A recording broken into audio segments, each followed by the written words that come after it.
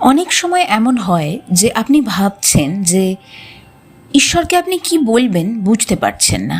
জীবনে এত সমস্যা, এত চিন্তা, এত চাওয়া পাওয়া, মনে হচ্ছে ঈশ্বরের কাছে যদি একটা তালিকা দিতে পারতেন তাহলে বলতেন, ঠাকুর এই এই সমস্যাটা ঠিক করে দাও, ওই মানুষগুলোকে বদলে দাও, আমার সংসারটা শান্ত করে দাও, আমার অর্থের অভাবটা দূর করে দাও, আমার সন্তানকে ভালো রেখো, আর আমার শরীরটা ভালো করে দাও। কিন্তু তারপর প্রার্থনা শেষ করে উঠে আসার পরও মনটা আগের মতোই অশান্ত। কারণ আমরা অনেক সময় ঈশ্বরকে চাই না, সবসময় ঈশ্বরের কাছ থেকে কিছু না কিছু চাইছি। এই দুটোর মধ্যে পার্থক্যটা খুব সূক্ষ্ম, কিন্তু আধ্যাত্মিক জীবনের জন্য অত্যন্ত গভীর। আজকের কথাটা তাই তাদের জন্য যারা ভাবেন, আমি ঠিকমতো পুজো করতে পারি না, মন্ত্র জানি না, নিয়ম জানি না, আমার সাধনা কি তাহলে অসম্পূর্ণ? না, হয়তো আপনার কাছে বড় কোনো মন্দির নেই, হয়তো আপনি প্রতিদিন ঘন্টার পর ঘন্টা পুজো করতে পারেন না, হয়তো আপনার সংসারে এত দায়িত্ব যে নির্দিষ্ট সময়ে বসে দীর্ঘ সাধনা করা সম্ভব হয় না। কিন্তু আপনার কাছে যদি একটা সত্যিকারের হৃদয় থাকে তাহলে আপনার ঈশ্বর স্মরণ অসম্পূর্ণ নয়। শ্রী শ্রী সারদা দেবীর নামে প্রচলিত একটি অত্যন্ত হৃদয়স্পর্শী কথোপকথনে একজন ভক্ত প্রশ্ন করেছিলেন, কিভাবে কি করে ঠাকুরের পূজা করব মা? উত্তরে মা বলছেন, যা করতে পারবে তাতেই হবে। মন্ত্রতন্ত্র কি মা? ভক্তি সব। তুমি ভক্তি করে বলবে, ঠাকুর এই নাও খাও। এই ভক্তিটাই সার বস্তু। আজ হতে ঠাকুর সব ভার নিয়েছেন, কোনো ভাবনা নেই, শেষ সময়ে তিনিই আছেন। একবার ভাবুন, যা করতে পারবে তাতেই হবে। কত সহজ, তাই না? কিন্তু এই সহজ কথাটার মধ্যেই কত বড় মুক্তি লুকিয়ে রয়েছে। কারণ আজকের মানুষ ঈশ্বরের কাছেও পারফেকশন খুঁজছে। পূজা ঠিক হলো তো? মন্ত্রের উচ্চারণ ঠিক হলো তো? মালা কতবার ঘুরলো? কতক্ষণ ধ্যান করলাম? আজ মন কেন বসছে না? আর এই হিসাব করতে করতে যে ভক্তিটাই হারিয়ে যায়, আমরা সেটাই বুঝতে পারি না। শ্রী শ্রী রাম ঠাকুরের একটি গভীর শিক্ষা হলো, ভগবানের কাছে যাওয়ার পথ শুধু বাহ্যিক আচার অনুষ্ঠানের মধ্যে সীমাবদ্ধ নয়। সেখানে নাম, ভক্তি, সেবা, শ্রদ্ধা, সমর্পণ এবং কর্তৃত্বাভিমান ত্যাগের ওপর বারবার গুরুত্ব দেয়া হয়েছে। বেদবাণীতে বলা হয়েছে সর্বদা নাম করতে, ভগবানের দিকে লক্ষ্য রাখতে এবং উপস্থিত কর্ম অনাসক্তভাবে করে যেতে। এমনকি বলা হয়েছে নামেই সকল অভাব দূর করে, মনকে স্থির করিয়া দেয়। এখন প্রশ্ন হলো, নাম কিভাবে একজন মানুষের বাস্তব জীবনের সমস্যা সামলাতে পারে? ধরুন একজন মা সারা দিন সংসারের কাজ করছেন, সকালে উঠে রান্না করছেন, সন্তান সামলাচ্ছেন, স্বামী, অফিস, বাজার, বিল, অসুস্থ বাবা মা, একটার পর একটা দায়িত্ব।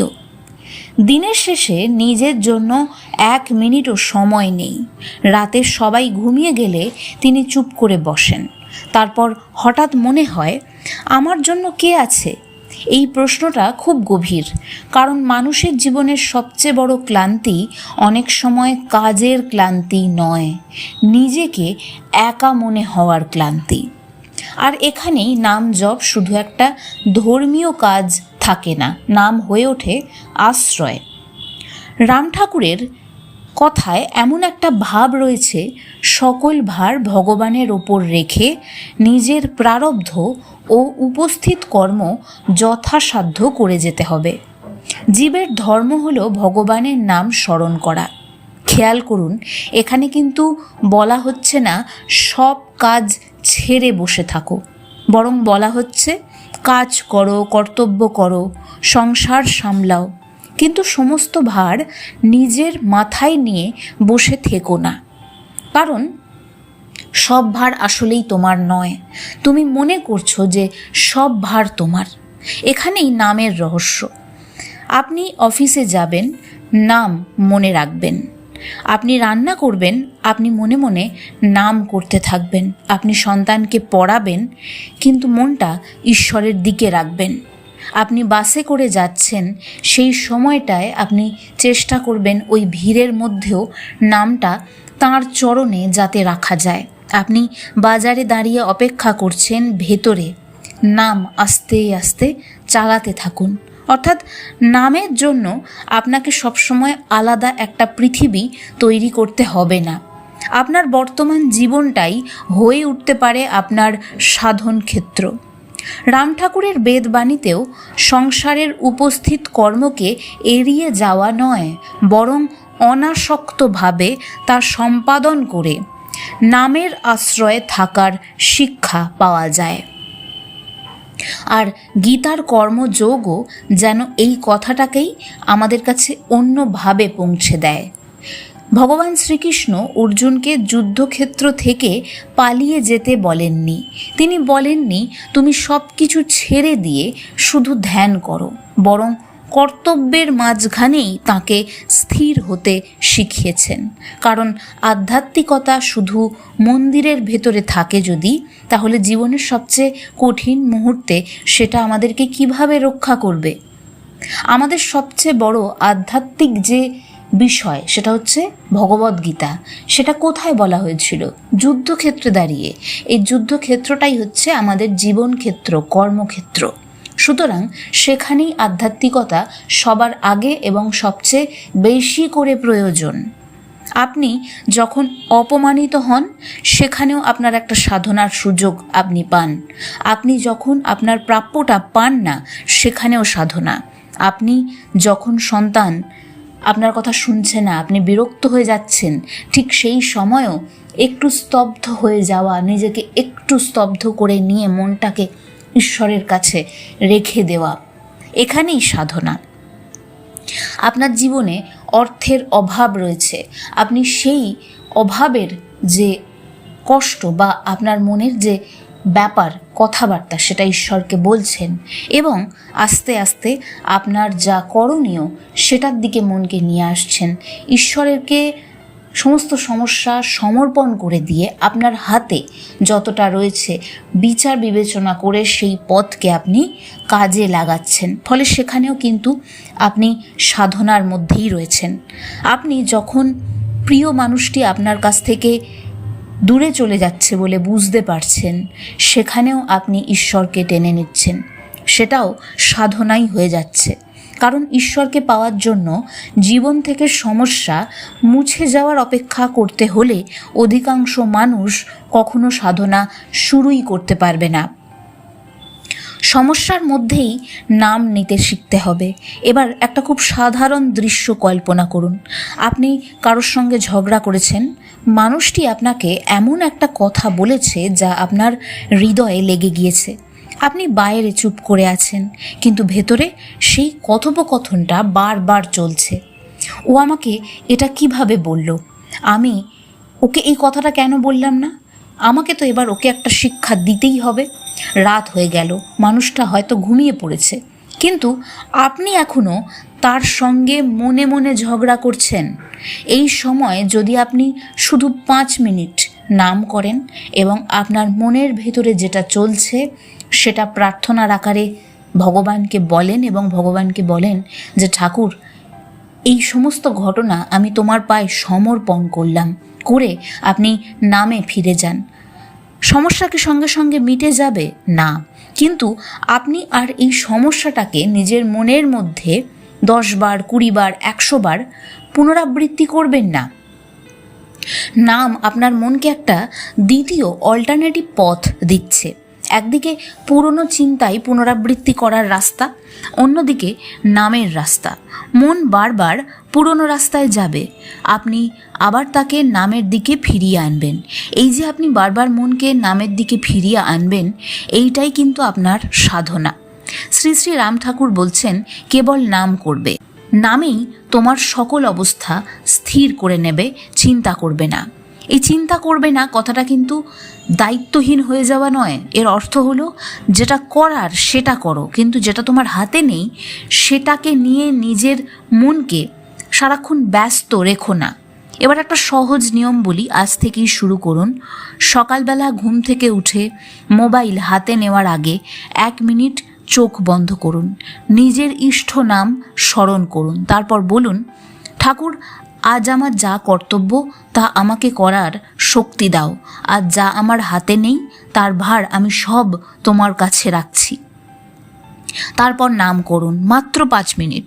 কোনো বিশেষ অনুভূতি পাওয়ার চেষ্টা করবেন না, আলো দেখতে হবে না, কোনো অলৌকিক ঘটনা ঘটতে হবে না, শুধু নাম। মন চলে যাবে, তাকে আবার নামে ফেরাবেন। দুশ্চিন্তা আসবে, পুরনো কথা মনে পড়বে, ঘুম চলে আসবে, কিন্তু আপনি বারংবার তাকে নামের দিকে ফিরিয়ে আনবেন। আপনি ব্যর্থ হননি, কারণ মনকে ঈশ্বরের দিকে ফিরিয়ে আনার প্রত্যেকটা মুহূর্তই কিন্তু সাধনা। আর দিনের মধ্যে যখন খুব অস্থির লাগবে, একটা ছোট্ট বাক্য মনে রাখবেন, আমি একা নই, আমার সঙ্গে সবসময় ঈশ্বর রয়েছেন বলে একটুখানি পজ হয়ে গিয়ে তার নাম করুন। আপনার ঋণের সমস্যা, শরীরের অসুবিধা, সংসারের নানা রকম সমস্যা সব থাকবে, কারণ কোনো কিছুই ম্যাজিক নয়। এমনকি যদি আপনি ম্যাজিক হিসেবেও ধরেন, সেই ম্যাজিকটা হতেও কিন্তু সময় লাগবে, এবং সেই ম্যাজিকটার প্রথম ধাপই হচ্ছে আপনার অন্তরের চিন্তা অথবা চেতনার পরিবর্তন। এর থেকে বড় কোনো ম্যাজিক কোথাও নেই। নাম আপনাকে শেখাবে সমস্ত সমস্যার মধ্যেও একটা আপনার আশ্রয় আছে। শ্রী শ্রী রাম ঠাকুরের বেদবাণীতে এমন ভাব রয়েছে যে গুরু ও ভগবানের ওপর ভার রেখে প্রারব্ধের কর্ম ভোগ করে যেতে হবে। সর্বদা ভগবানের চিন্তা এবং নামই জীবনের ধর্ম। এবং আরও একটা অসাধারণ শিক্ষা পাওয়া যায়, বিশুদ্ধ ভক্তির জন্য বাহ্যিক ঐশ্বর্যই মুখ্য নয়। ভক্তি, শ্রদ্ধা, সেবা, নামের মধ্যে দিয়ে অন্তরের পরিবর্তন ঘটে। তাই আজ যদি আপনি ভাবেন আমি তো কিছুই করতে পারি না, আমি বলবো যা পারেন সেইটুকুই করুন। 2 ঘন্টা পুজো করতে পারেন না, ঠিক আছে, 2 মিনিট নাম তো করুন। শাস্ত্র পড়তে পারেন না, একটা সত্য কথা হৃদয়ে রাখুন। মনটাকে ঈশ্বরের দিকে করে রাখুন। দীর্ঘক্ষণ ধ্যান করতে পারছেন না, 1 মিনিট চোখ বন্ধ করে তাকে একটু স্মরণ করে নিন।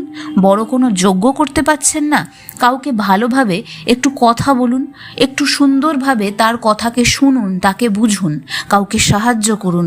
কারণ ভক্তি শুধুমাত্র মন্দিরে নেই, ভক্তি আপনার ব্যবহারে, কথায়, ধৈর্যে, ক্ষমায়, সেবায়। আর ভক্তির সবচেয়ে বড় দরজা হচ্ছে নাম।